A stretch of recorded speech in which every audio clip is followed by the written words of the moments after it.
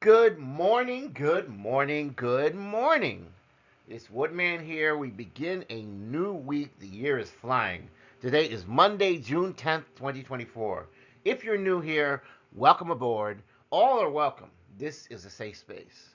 We're all about sharing positive knowledge here. If you're returning, I'm so grateful for your support.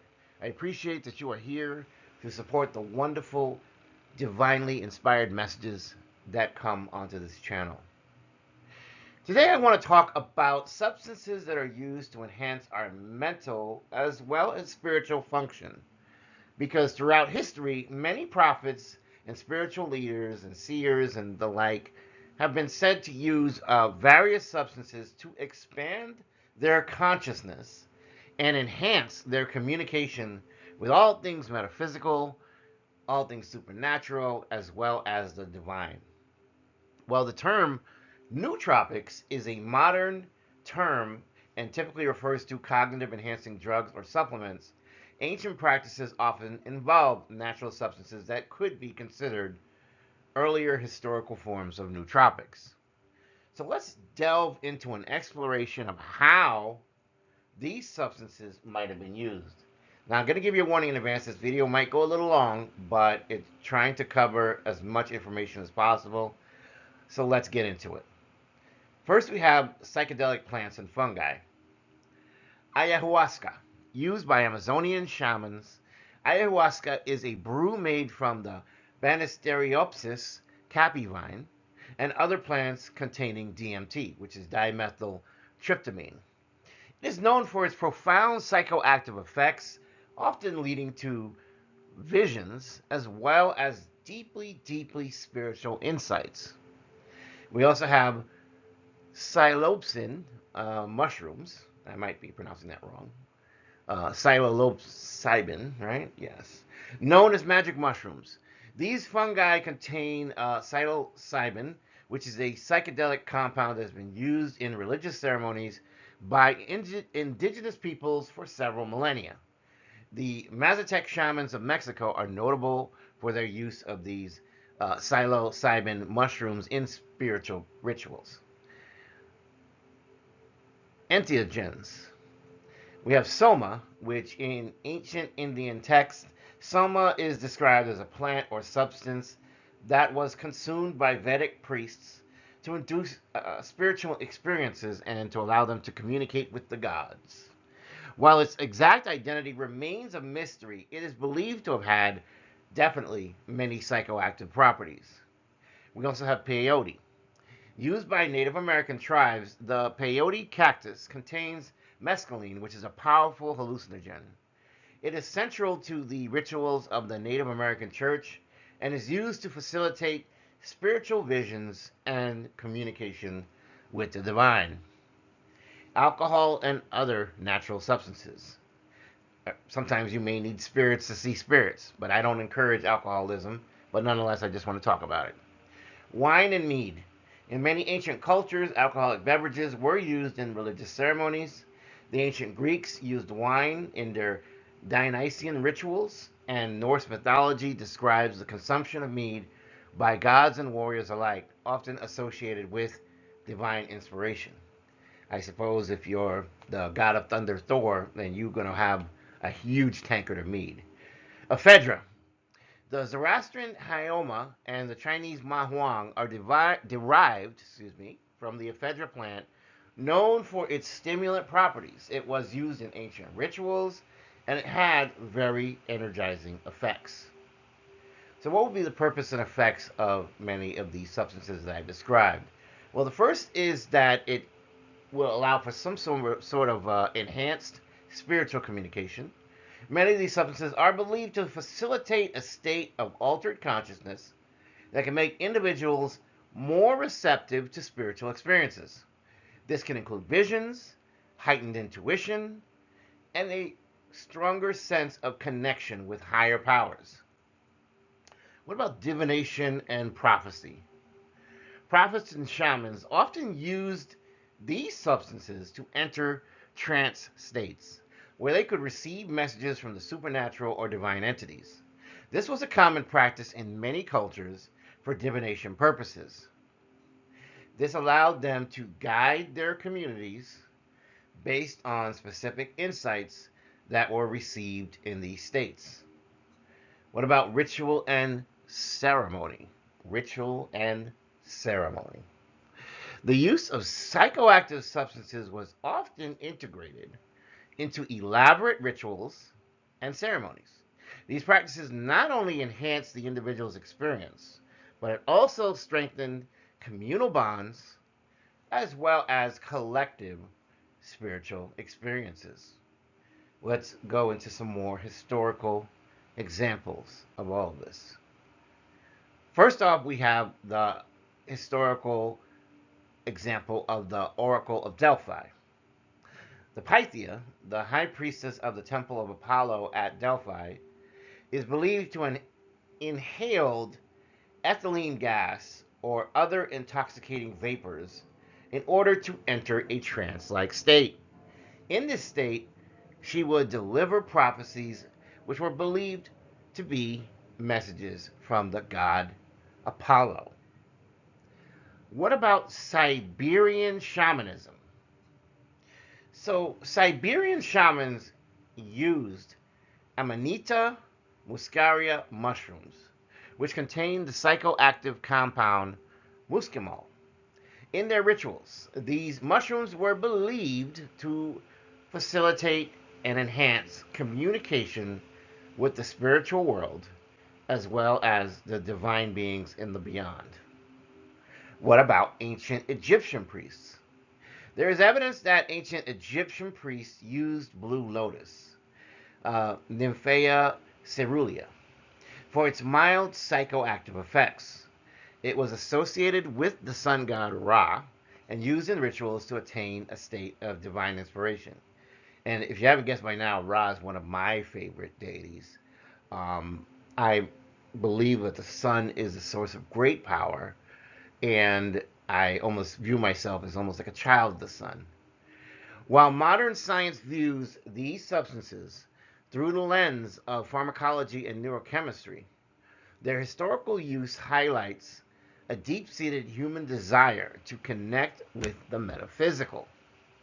Today, researchers study substances like psilocybin and DMT for their potential therapeutic benefits and their ability to induce mystical experiences which are similar to those described by ancient prophets and shamans, right?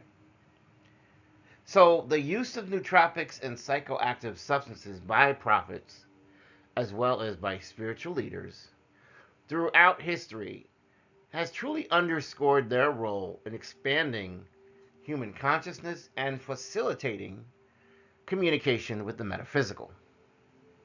These practices were deeply embedded in religious and cultural traditions, but they reveal a universal quest for divine connection and spiritual insight.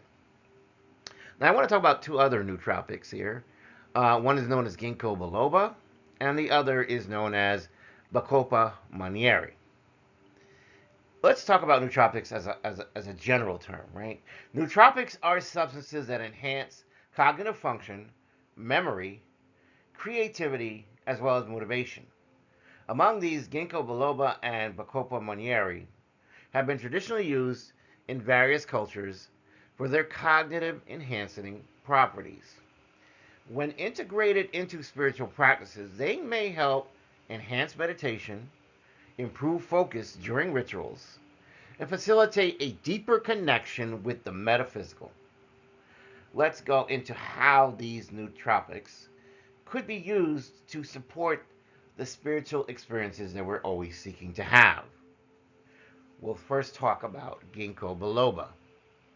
From a historical and traditional standpoint, Ginkgo biloba, also known as maidenhair, or that which is extracted from the maidenhair tree, is one of the oldest living tree species.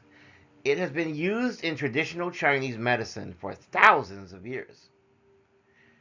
Traditionally, it was used to improve memory, enhance circulation, and treat respiratory issues. I mean, if you can imagine your brain has like this blood barrier, right? That allows blood not to seep into your brain. But these kinds of substances, these nootropics, can actually bypass that blood barrier and go directly into the brain and then have these stimulating, enhancing effects. What about cognitive and spiritual benefits? Well, you have this enhanced focus and clarity. Ginkgo biloba is known for improving blood flow to the brain, which can enhance mental clarity and focus. This can be particularly beneficial during meditation or prayer, helping practitioners maintain their concentration. What about memory enhancement? By improving memory, Ginkgo biloba can aid in the retention of spiritual teachings, scriptures, as well as experiences. This makes it easier to recall insights which were gained during spiritual practices. What about mood regulation? Ginkgo has been shown to have positive effects on mood, reducing anxiety, as well as promoting a sense of well being. A calm mind is more open to spiritual experiences as well as deep spiritual insights. What about the practical use in spiritual practices? From a dosage and consumption standpoint, Ginkgo biloba can be consumed in various forms, including capsules, tablets, and teas. A typical dosage ranges from 120 to 240 milligrams per day. How will be integrated into our routine? Taking Ginkgo biloba regularly can help maintain cognitive sharpness, emotional balance, and enhance daily spiritual practices such as meditation, prayer, and contemplation. Let's go to Bacopa Monnieri. Historical and traditional use of Bacopa Monnieri is that it is also known as Brahmi, which is an herb that was used in Ayurvedic medicine, right, in India, I believe that is, for centuries. Traditionally, Bacopa Monnieri has been used to enhance memory, reduce anxiety, as well as improve intellectual function. What would be some cognitive and spiritual benefits? The cognitive and spiritual benefits would be there's improved memory, improved learning. Bacopa Monnieri is renowned for its ability to enhance memory and learning and concentration. This can help spiritual practitioners remember teachings, mantras, as well as experiences from their spiritual journeys. What about stress reduction? Bacopa has adaptogenic properties, meaning it's not just a nootropic, but it's also an adaptogen. It helps the body adapt to stress. Reducing stress and anxiety can create more of a conducive environment to spiritual growth and deeper meditation. Enhanced mental clarity. By promoting mental clarity, Bacopa Monnieri can help practitioners achieve a clearer state of mind, making it easier to connect with the required or necessary higher states of consciousness. How is it used practically in spiritual practices? In terms of dosage and consumption, Bacopa Monnieri is available in capsules, tablets, and liquid extracts. A typical dosage is around 300 to 450 milligrams of Bacopa extract per day. How do we integrate that into our routine? Well, regular use of Bacopa Monnieri can support long-term cognitive health and stress management, aiding in the consistency and the depth of spiritual practices. What do we do when we combine these two? We combine Ginkgo biloba and Bacopa Monnieri for spiritual enhancement. And so that brings us to synergy. In terms of synergistic effects, both these substances have benefits that are complementary, right? I mean, I'm sure we learned in school that, when you have two angles and they add up to 180 degrees, they're complementary. Here we have the same thing, right? In other words, the benefits are that they fulfill each other. They work with each other. You have memory, you have focus, you have improved emotional well-being. And so we take this balanced approach to using it because Ginkgo enhances blood flow and mental clarity, while Bacopa supports memory and stress reduction. And so this gives us a balanced approach to cognitive and spiritual enhancement. What about practical integration? Well, let's go with a supplement schedule. Consider taking Ginkgo biloba in the morning to enhance daytime focus and clarity. Bacopa Monnieri in the evening to support memory and reduce stress before meditation or sleep. Let's be mindful about how we consume it. We want to incorporate these supplements mindfully, being aware of their effects on your body and mind. This mindfulness itself can enhance your spiritual practice. So, we've talked about the synergistic effects, we've talked about the complementary aspects. So let's sum up what we've seen with Ginkgo and Bacopa. Integrating Ginkgo biloba and Bacopa Monnieri into your spiritual routine can enhance your cognitive abilities, your emotional balance, as well as your overall well-being. By improving focus, memory, and reducing stress, these nootropics can help you achieve deeper states of meditation. It allows you to better retain your spiritual insights, and it helps you to maintain a calm and clear mind for your spiritual journey. Now, I want to talk about one more substance. I know this video has been going on pretty long, but please hang in there. Haritaki. This is one I use very frequently. It is called the king of herbs, right? Haritaki is known as Terminalia tribula. It's a fruit revered in the traditional Ayurvedic medicine. Often called the king of herbs, it is renowned for its numerous health benefits, including its positive effects on cognitive function and spiritual well-being. When integrated into spiritual practices, Haritaki can help enhance meditation, improve mental clarity, and facilitate a deeper connection with the self and the divine. Here's how Haritaki can be used to support positive and deeply comprehensive spiritual experiences. First, we'll go into the historical and traditional use. So, in the Ayurvedic tradition, Haritaki is a cornerstone of Ayurveda, the traditional system of medicine in India. It's been used for thousands of years for its rejuvenation properties. What about the cultural importance of this, right? And we said this is Indian cultures that we're dealing with here, right? In Indian mythology, Haritaki is believed to be a gift from the god Shiva, symbolizing its profound importance in spiritual and physical health. In other words, how can you go wrong if this is something that's been passed down by a divinity? Traditional uses. First off, there is a detoxing effect or detoxification, right? So, Haritaki is known for its ability to cleanse the body of toxins, which can enhance overall health and vitality. It also promotes digestive health. It aids in digestion, helping to balance the digestive system and promote regular bowel movements. And that's important because you want to keep your stomach, your intestines, you want to keep those in tip-top shape. Anti-aging. It also has anti-aging properties, and therefore, by reversing time in this way, this helps to rejuvenate the body and the mind. Right? It's almost like a fountain of youth. Cognitive and spiritual benefits. Well, you first have this enhanced mental clarity and focus. It allows you to have improved concentration.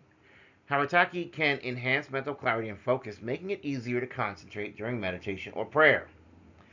In terms of cognitive function, regular use of Haritaki is believed to improve cognitive function, aiding in memory retention as well as improved learning. Emotional and spiritual balance. It can have a calming effect as well. Haritaki has a calming effect on the mind, helping to reduce anxiety and stress. This creates a more peaceful state of mind conducive to spiritual practices. What about spiritual awareness? Many practitioners believe that Haritaki can enhance spiritual awareness, helping individuals connect more deeply with their inner selves and the divine. And let me just say this on my part. Sometimes I feel tingling in certain parts of my body, particularly in the brain, sometimes in the arms, a lot of times in the midsection and the legs. And a lot of this is part of the enhanced connection that I have with the divine based on practices I've undertaken. Haritaki also has an energy boost property. It can improve your health and vitality and give you the energy you need for sustained spiritual practices. From a detoxifying standpoint, as we mentioned before, it leads to a clearer mind. It frees your mind from physical distractions, and it gets away from things that hinder spiritual growth, which is exactly the direction you want to go in.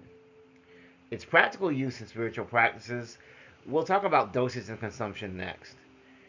Forms, Haritaki is available in various forms, including powder, capsules, and tinctures, right? With the little dropper and everything. It can be consumed as a tea, or it can even be taken as a supplement. In terms of dosage, a typical dosage ranges from 1 to 2 grams per day. It's best to start with a lower dose and gradually increase it, observing how your body responds and reacts to the substance. How do you integrate it into your routine? In terms of your morning routine, taking Haritaki in the morning can help enhance mental clarity and focus throughout the day. This will help support your daily spiritual practices and thus overall will lead to improved gains over time. What about an evening routine? Consuming Haritaki in the evening can provide relaxation and restful sleep, preparing you for deep meditation or dream work. What about combining Haritaki with other practices? Well, it goes well with meditation and or yoga, right? In terms of enhanced meditation, Haritaki can help you achieve a deeper state of meditation by improving concentration and by improving mental clarity. In terms of yoga practice, if you incorporate Haritaki into your routine, this can support physical vitality and flexibility, which would enhance your yoga practice, right?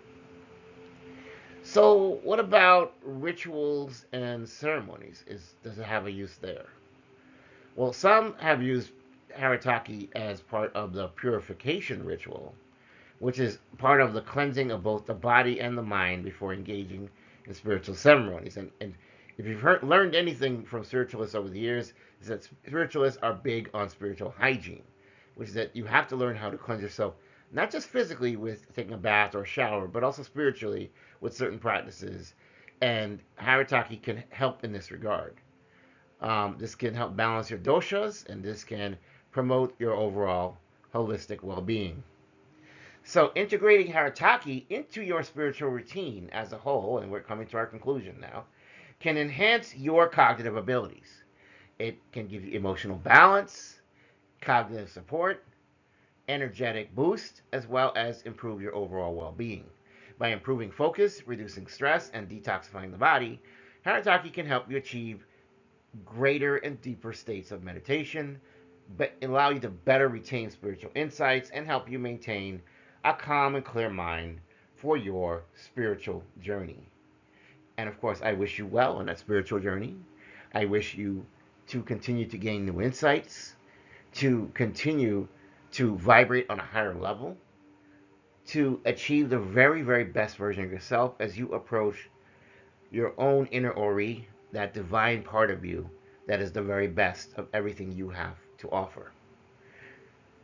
As a whole, just remember that it's not all about what abilities you were born with at birth, because I am part of the growth mindset, not the fixed mindset, which is that we all have opportunities for growth. Everyone who says things like, oh, I don't do this, I don't do that, that's your own personal limitation. When you truly, truly get deep into your spiritual practices, you will learn that you have no limits and that you'll be able to overcome anything that terrifies you or intimidates you. Thank you for listening today. Please don't forget to like, share, and subscribe, as it helps to get the message out. It helps me to resonate with more people on this channel. I appreciate your support. You are what makes this channel possible. I love you. I love you. I love you. Woodman signing off. Have a wonderful and blessed Monday. Take care.